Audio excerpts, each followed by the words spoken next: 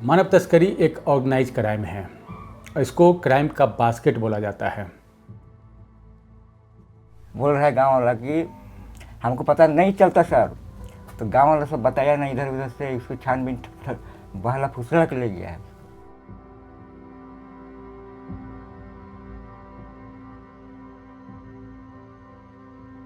हम सोए हुए थे तो सुबह को उठे, थोड़ा सा अंधेरा ही अंधेरा था, तो हम आज जल्दी उठेंगे फिर जल्दी स्कूल जाएंगे बोल के उठे थे।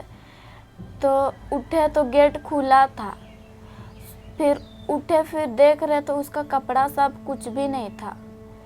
फिर हम रोते रोते गए उधर बगीचा तरफ, फिर नहीं मिली तो फिर घर आ गए। हम तो सर नहीं थे, हाँ हम काम करने गए थे। वो निकली दिल्ली चल गई है, ले गई है भिंडी। कौन ले गई है? भिंडी। भिंडी बोले तो? भिंडी लोग रहे अच्छा, फुआ। आपसे बात हुई? नहीं हुई है। 2014-15 में हमारे झारखंड का विधानसभा में बहुत शोर हुआ था कि झारखंड बन गया लापतागंज। किसी भी परिवार का जहाँ पर तो एक परिवार कमाने वाला है वो कमाने चला जाता है, उसका बच्चा घर में रहता है, तो दलाल, लोकल दलाल होते हैं, एजेंट होते हैं, कभी कभी उनके घर के लोग होते हैं जो कि थोड़े से पैसे के लालच में अपने जिगर के टुकड़े, अपने बच्चों को महानगरों में बेच देते हैं। झारखंड में मानव तस्करी एक नासूर बन के उभरा हुआ है और पिछले 23 सालों से यह और लाइलाज बीमारी बन के उभरा है। सत्ता किसी की भी रही, सरकार किसी का भी रहा, मुद्दा मानव तस्करी सरकार के लिए कभी नहीं रहा, क्योंकि मानव तस्करी में पीड़ित होते हैं वो गरीब आदिवासियों के बच्चे होते हैं और बच्चे कभी वोट बैंक नहीं होते हैं, इसलिए यह बड़ा मुद्दा नहीं बन पाया आज तक।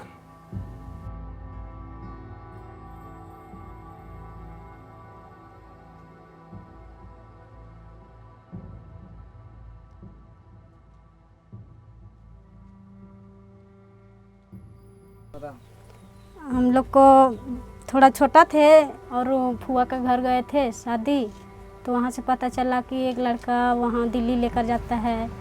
तो हम लोग को भी छोटा थे, इसलिए थोड़ा शौक था कि दिल्ली जाने का, इसलिए हम लोग चले गए और यहाँ से कोई लेकर गया और वहाँ पे कोई और काम पे लगा दिया।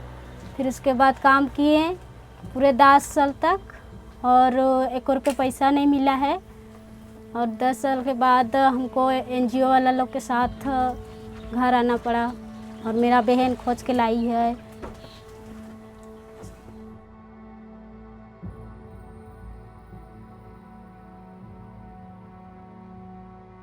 ये पूरा सिस्टम प्लेसमेंट एजेंसी के चयन के द्वारा चलता है।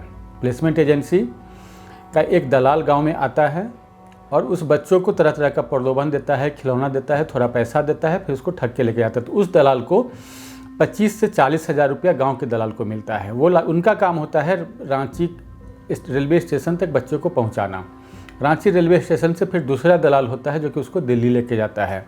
उनका काम है दिल्ली रेलवे स्टेशन तक पहुंचाना। दिल्ली रेलवे स्टेशन से फिर दूसरा लोग उसको रिसीव करते हैं जो कि प्लेसमेंट की ऑफिस तक लेके जाते हैं। और उसके बाद प्लेसमेंट का ऑफिस में जब एक बच्ची पहुंचती है, किसी गांव की बच्ची जब महानगर में पहुंचती है, तो उनको लगता है कि हम यहाँ पर काम करेंगे, मेहनत करेंगे और अपने माँ बाप का जो दुख दूर करेंगे, उनके लिए कुछ पैसा उनके घर भेज पाएंगे। लेकिन प्लेसमेंट एजेंसी उनकी कमाई के आधार पर खुद पैसा कमाते जाती है और बच्चा को कुछ भी नहीं मिलता है। उल्टे एक बच्चा के ऊपर पे दिल्ली पहुंचते पहुंचते 1.5 लाख कर्ज हो जाता है, जो कि प्लेसमेंट एजेंसी ने उनको यहाँ लाने में खर्च किया, उसको भी चुकाना उस बच्चे को पड़ता है। तो आप देख रहे हैं कि एक बच्चा किया कुछ नहीं और 1.5 लाख का कर्ज का शिकार हो गया। अब उस कर्ज को प्लेसमेंट एजेंसी तरह तरह से वसूलती है। इसमें एक पहला चीज़ है, आज तक मैंने 10,000 बच्चों का रेस्क्यू किया, कोई भी ऐसी बच्ची नहीं बताई कि मैं दिल्ली पहुँचा और उस दिन रात को हमारे साथ सेक्सुअल हरासमेंट नहीं हुआ।